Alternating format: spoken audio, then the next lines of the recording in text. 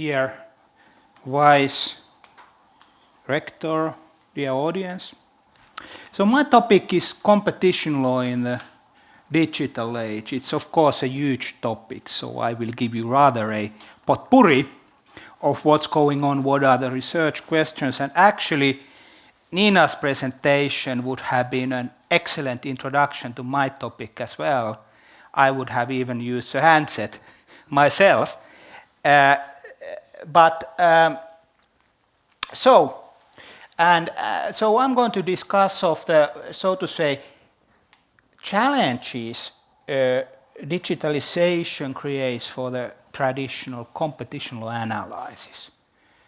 We have some new problems, we have some competing solutions, but really it is about trying to make sense. So you were talking about defining the industry.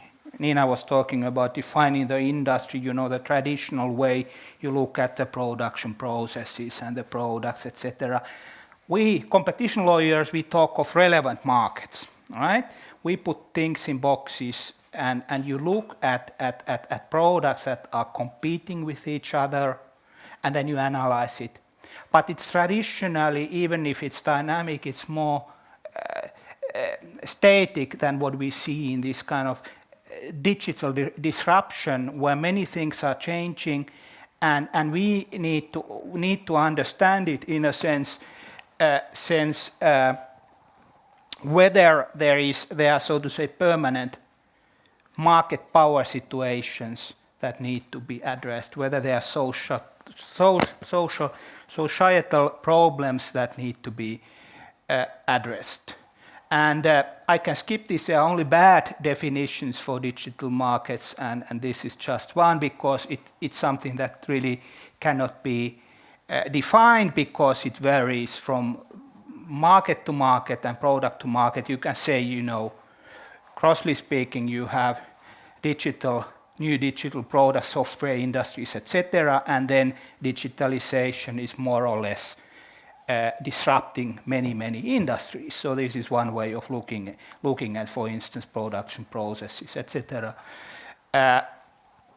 But of course, we are at the beginning of the development, and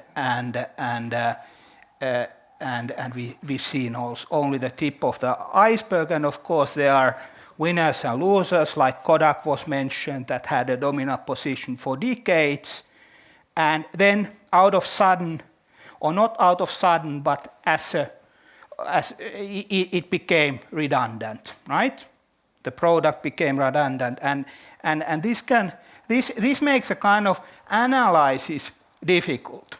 So you can say that competition in digital markets has certain distinctive characteristics, including tendencies towards the slogan is winner takes it all, i.e. you compete for the market. Due to network effects, you often have the situation that who kind of makes the platform work may become a dominant player for years to come. Then again, it is possible that this is only a so-called Schumpeter monopoly, you know, creative destruction, where you create a temporary monopoly that in a couple of years will be substituted by a new ruler of the industry. So it can be of cyclical nature, or then and transient market power, or then you can have a more durable monopoly position or market dominant position, and kind of we would need to understand which situation we have.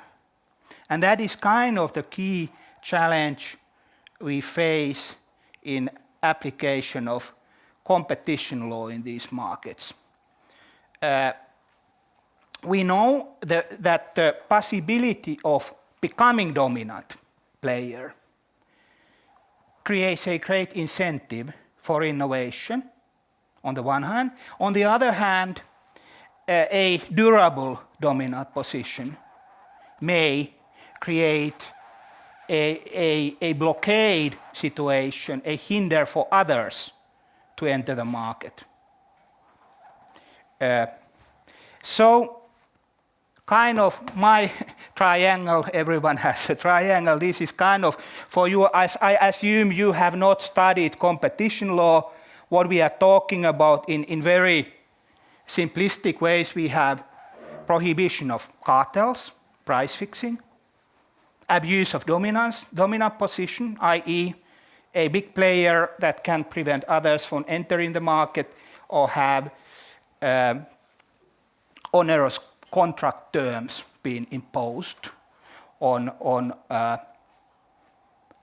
its contracting partners. And third, we'd like to predict mergers. We'd like to allow efficiency-enhancing mergers, and we would like to block such digital mergers that create durable monopolies. But the question is how to know this in advance. Some problems, some new problems, some new questions, and this can be seen as a research agenda as well. At least I'm interested in all these topics and I'm working on these. First is digital cartels, collusion of the machines. Traditionally, you speak of cartel, you think of a smoke-filled room with business executives meeting secretly, discussing prices. And now we have the first cases where AI, computer programs, are colluding. And this creates all kind of questions. So where is the meeting of the minds? Who is liable? How can you control these? That's one thing. Then we have the Internet of Things emerging, that together with huge processing power, 5G grids, and AI capabilities will probably create a quite significant market transparency. Market transparency in a perfect competition situation, you know, it's a good thing. It's one of the elements of perfect competition, but if you have an oligopoly, for instance, the effect can be the opposite. People knowing, AIs knowing how the others react in real time, which might affect your willingness to lower your price. This is one. Then we see, for instance, one example of this is, the hotel booking platforms. The idea being that you get better prices, you can compare, there's more competition as a result of the digitalization of the hotel booking. Instead of you going to travel agencies, you book online, right? But there are so-called most favored clauses that may prevent the hotels from giving rebates, and you get a oligopoly price out of sudden. So digitalization is removing old power positions, but it creates new power positions and new challenges at the same time. Then we have one persistent theme are the dominant digital platforms and whether the behavior of these is abusive. For instance, last summer we had the decision of the European Commission concerning the Google case. We have new type of entry barriers as a new entrant needs to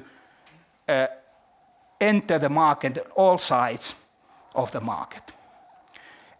For instance, take a search machine, it's for free, and then your data is sold to advertisers, right? And you would need to enter both sides of the market to keep competition dynamic. Then what we have is a development that information is in many cases becoming the most important asset. Information becomes the gold, platinum, and diamonds of these digital industries, right? So the question is, who owns the data? Who gets access to it? To what conditions? This is a thing that is discussed. And then more generally, we can have a transient market power situation where someone seems to be dominant but is actually dominant only for a few years. Or then we may have a durable monopoly situation. But how do we analyze it? We know dynamic effects are very important. A lot of growth, most of it is based on innovation nowadays.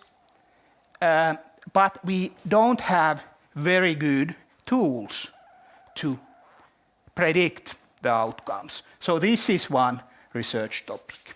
And of course, the IPR game, whether these platforms will be open or based on patents, essential patents that you need to license. And then last but not least, is timely antitrust enforcement possible? These cases take many years to be resolved. And if so, how should it be done? Because the markets move fast, a product cycle can be 2-3 years. And if you want to affect the game, you need to be able to do it fast. So these are some new challenges in these industries. And this could be kind of a US-Europe picture. You have these alternative policy proposals at the moment. You have the US.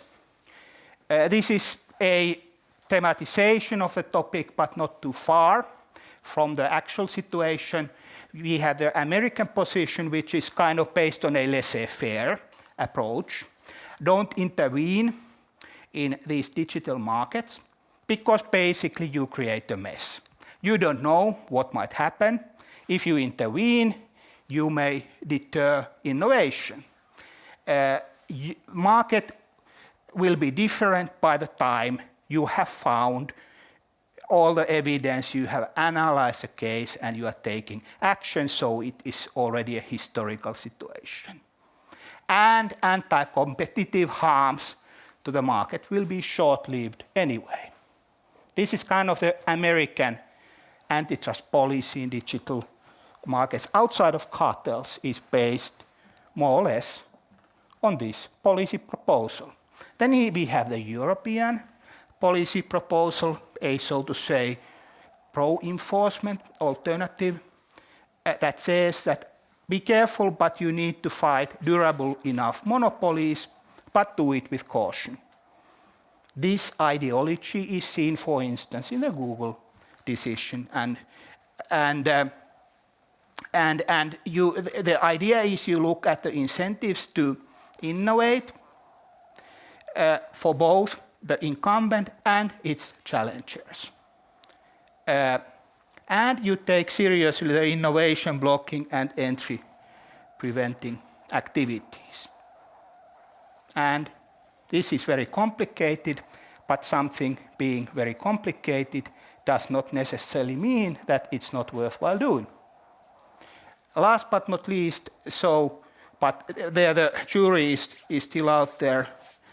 We would need to expedite antitrust decision making. So this is kind of the situation today. And if you look at the literature, you find this dichotomy. But my idea is to give you an overview and present some questions. Of course, the research is ongoing, and I have presented you some of the challenges and some of the interesting research questions. Thank you.